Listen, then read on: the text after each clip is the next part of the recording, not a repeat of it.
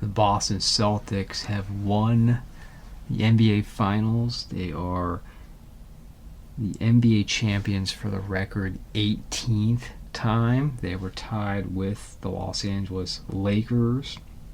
They are the 2023-2024 NBA champions, defeating the Dallas Mavericks. Took them only 5 games to do it, and they won at home. There's nothing like winning on your home court, your home field, if you can do that. And it was a series that the Celtics dominated. Let's go through these games quick. Game 1, 107-89. Game 2, 105-98. Game 3, 106-99. The most lopsided game of the series was Game 4, where the Mavericks had to win. They were at home. They were desperate to not get swept, 122-84. But then the final game of the series, Game 5, 106-88. The Celtics were the better team throughout the season. They had the best record in the East. They had the best record in the NBA. This is not a fluke championship team. This is by no means an all-time great team. It's a very good team. A deep team.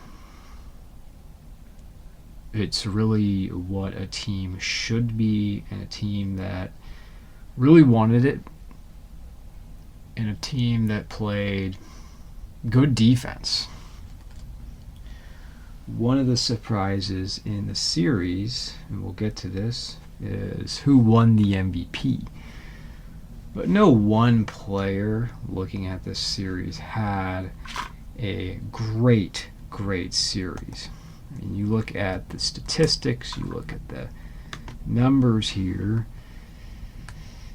Jason Tatum, 22 points a game, 7.8, let's say 22.2 points a game, 7.8 rebounds, 7.2 assists per game. I mean, very good all-around numbers, but considering he was their top scorer, 22.2 is a modest number, and it's lower than you would have thought. But he played a very complete series. He had a complete game. When you're looking at, he led the Celtics in all 3 categories: points, rebounds, assists, and he really ended up playing the point guard. I mean, they don't have a true point guard. That was also the case the last time they were in the finals. But he did what the team needed him to do. And you look at his field goal percentage, only 38%. 3-point shooting, 26%. And, you know, when you usually look at 3-point shooting, it goes down in the playoffs, and especially the finals. I mean, who was the best from deep in this series? And the Celtics won this series with defense and at the 3-point line. Even though Tatum was 26% from 3 and Jaylen Brown was 23%, Drew Holiday was 42%, Derek White 39%, Hauser was 47%, and Al Horford shot 47%.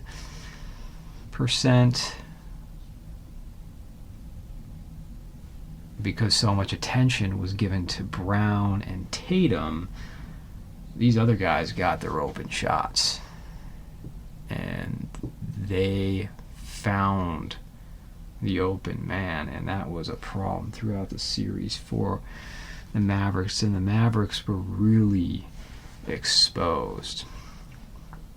But Tatum, 22 points, 22.2 points, 7.8 rebounds, 7.7 assists. Jaylen Brown, 20.8, 5.4, 5.0. Drew Holiday, 14.4. He had 7.4 rebounds a game. and Derek White. I mean, those two were so valuable with their three-point shooting and their defense and the versatility of this team that, they could hurt you from three with all five of their starters, and that all five players could play defense. And that was something the Mavericks simply could not match in the series. Let's look at the Mavericks. Luka Doncic. This was, can you say, a quiet series for him? Yet if this was any other player, we'd say, what a great series. He led the finals in scoring, 29.2 a game. He had 8.8 rebounds a game. I mean, he led both teams the whole series. He was the leader in points per game, rebounds per game. Only 5.6 assists. It's just very low from him. And he had 2.6 steals. He actually had more steals per game. So he led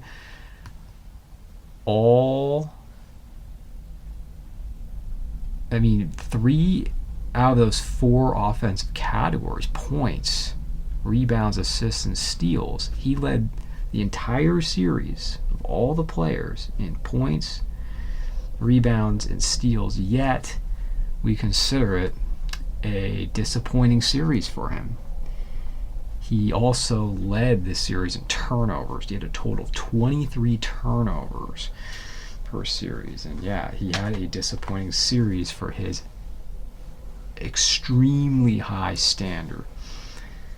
But the blame doesn't really go on him, though. Kyrie Irving, he was the one that disappointed. I will say Luka, 24% shooting from three. Kyrie, 27%.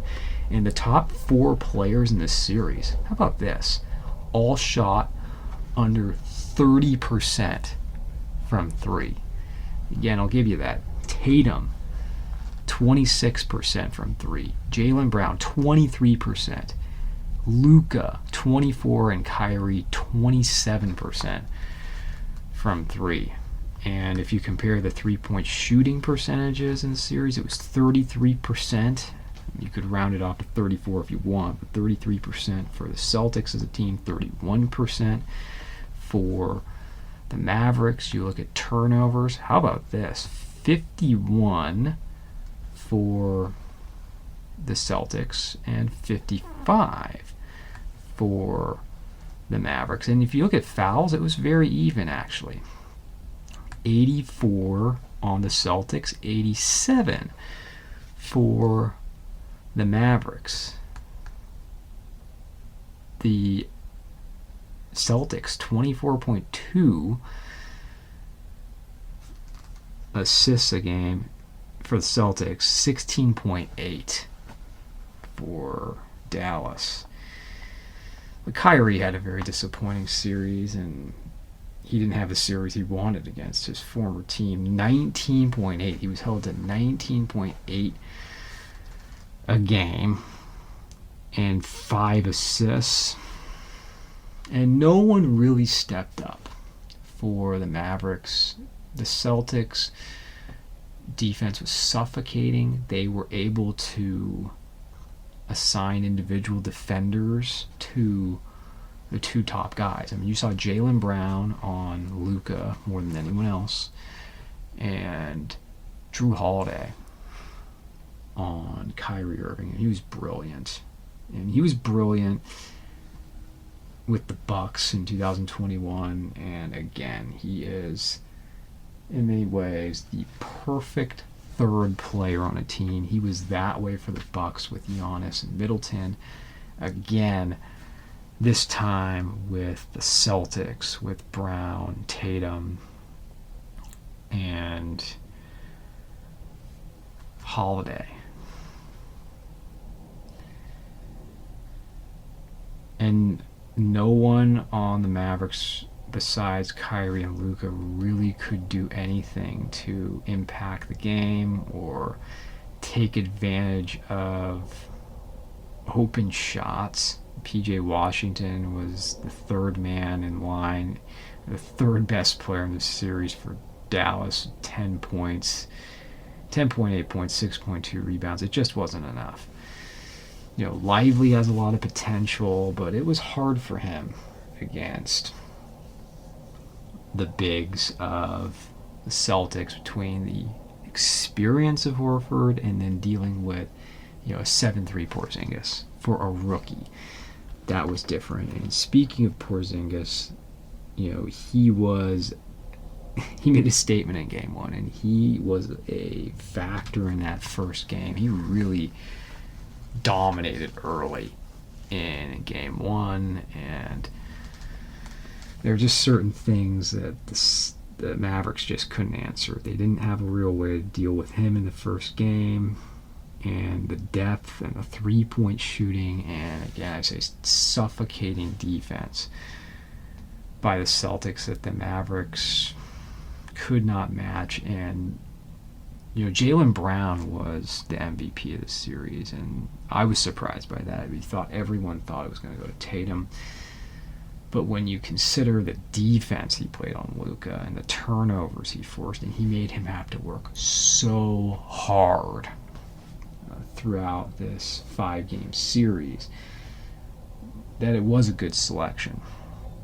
And you could justify the selection in choosing Jaylen Brown as the MVP. I thought it was also a little overblown how much people were saying, oh, they couldn't get it done, and all of this that Tatum and Brown can get. They're still so young. I mean, Jaylen Brown, 27. Tatum is yet to turn 26. They've played in a lot of playoff games, sure, but that is still very young. They'd only been to one finals, and they lost that one finals to an all-time great player and a great team in the Golden State Warriors. This was their second finals, so they got done. They won in dominant fashion. I thought the Mavericks were going to put up more of a fight. I mean, I was picking them to win the series I thought it was going to be a longer series. And what happened was, when you saw them on the court right away, everyone could see that the Mavericks could not play with the Celtics. As good as Luke and Kyrie are, they just didn't have enough. There's no doubt the Mavericks were the hot team coming in this series, but this was a bad matchup. And so much of this NBA Finals came down, and these playoffs came down to two things: matchups and health. And one of the things the Celtics had going for them, as much as anything, was they stayed healthy for the most part. I mean, Brad Stevens made great additions to the team with Porzingis and Drew Holiday, and they really worked out well. And it starts with their depth. It starts with a good culture. They play as a team. One of the things I have to say that I'm pleased, I mean, I don't really enjoy watching the Celtics win championships, but one of the things I do, though, respect about this Celtics team and how it's constructed and built was it was built the right way.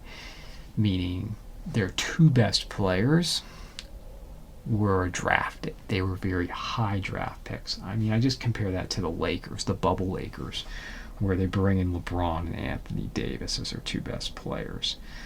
I roll my eyes at that. That is not good for the NBA. Oh, I mean, the NBA loves the fact that the Lakers won, but it's not good for the sport when teams are put together that way. And I never understand the criticism of the Golden State Warriors bringing Kevin Durant, because he was really only one star that they brought in. They drafted Curry, they drafted Clay, they drafted Draymond Green, and originally they drafted Harrison Barnes too. They drafted well.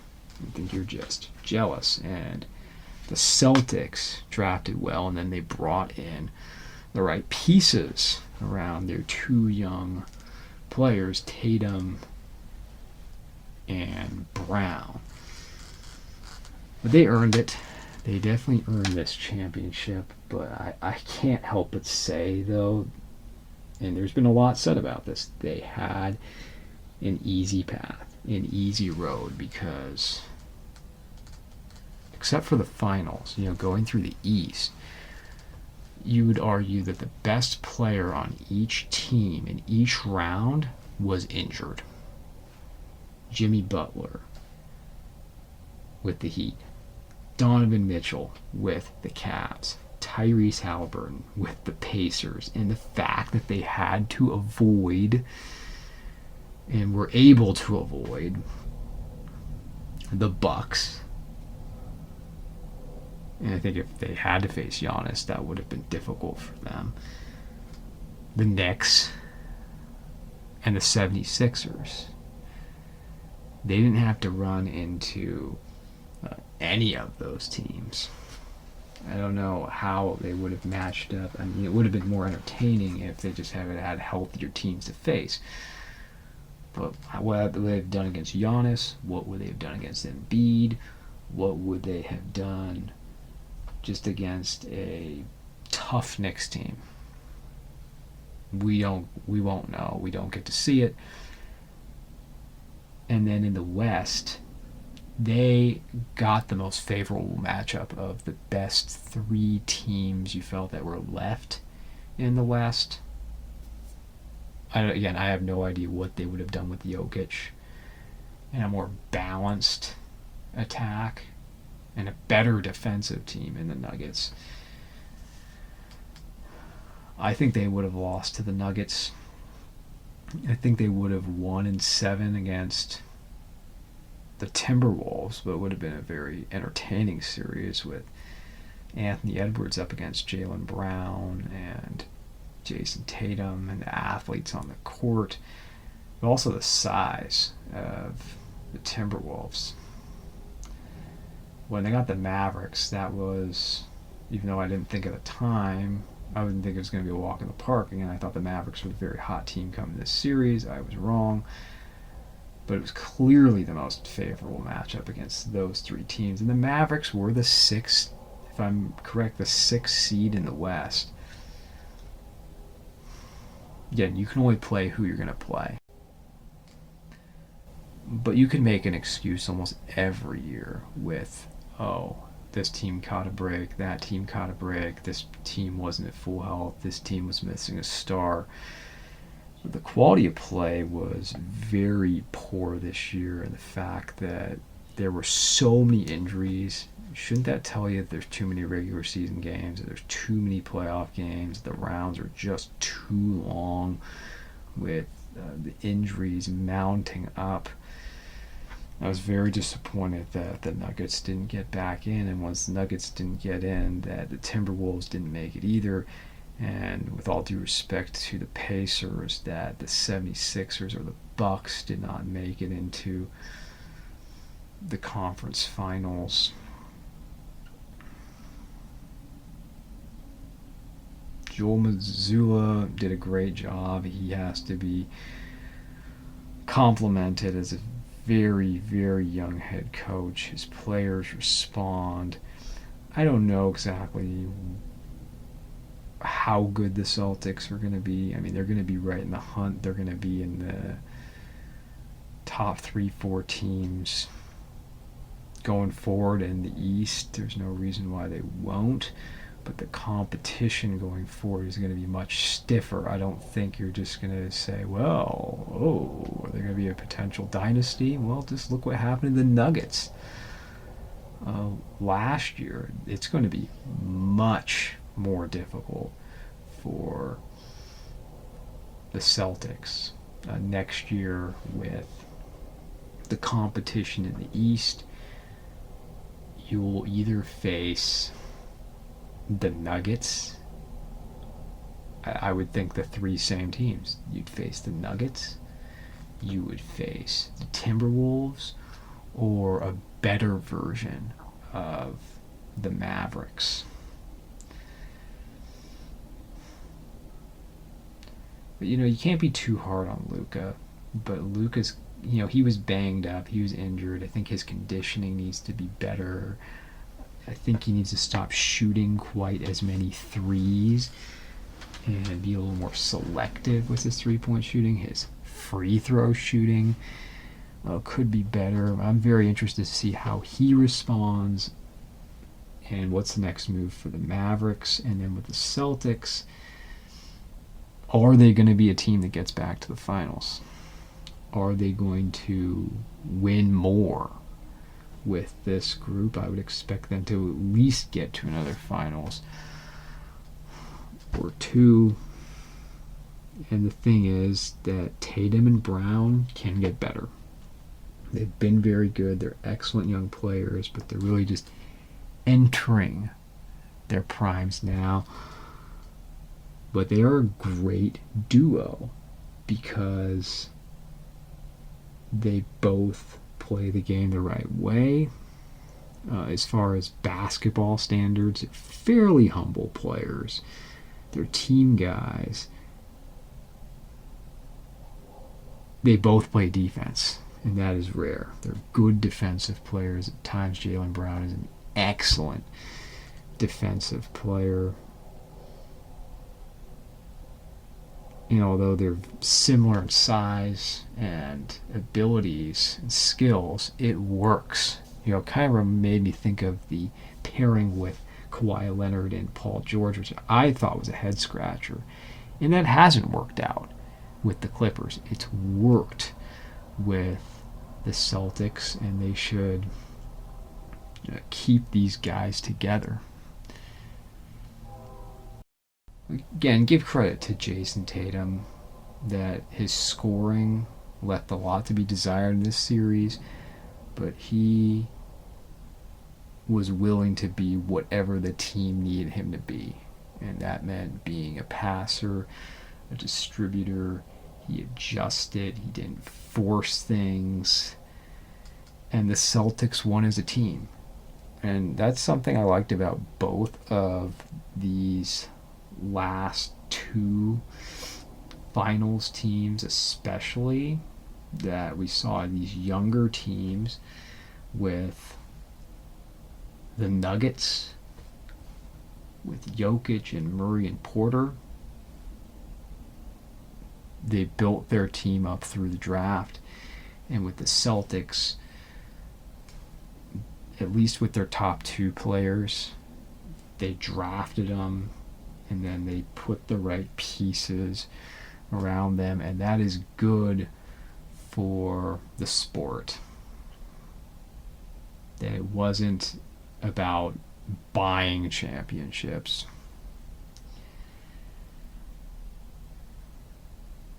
But the Celtics are now alone as the only team in the NBA with 18 titles. They have the most in NBA history, separating themselves from the Lakers. And you think of the great eras that the Celtics have had. They've only won two in this century. It's a very different team than what they had in 2008, where you had the Paul Pierce and Ray Allen and Kevin Garnett, which really set the table and paved the way for what the Heat became.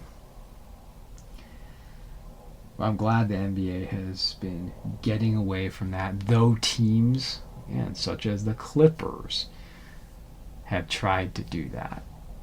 And it may get you into the playoffs, but it's very hard to balance the egos that these guys have.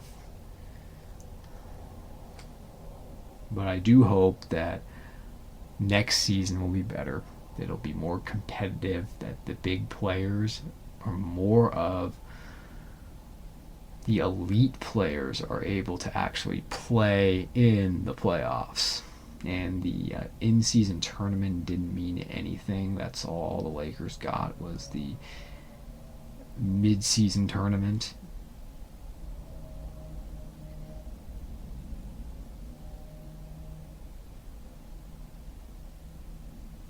But final congratulations to the Boston Celtics on being this year's champions. And we'll see what's next for them.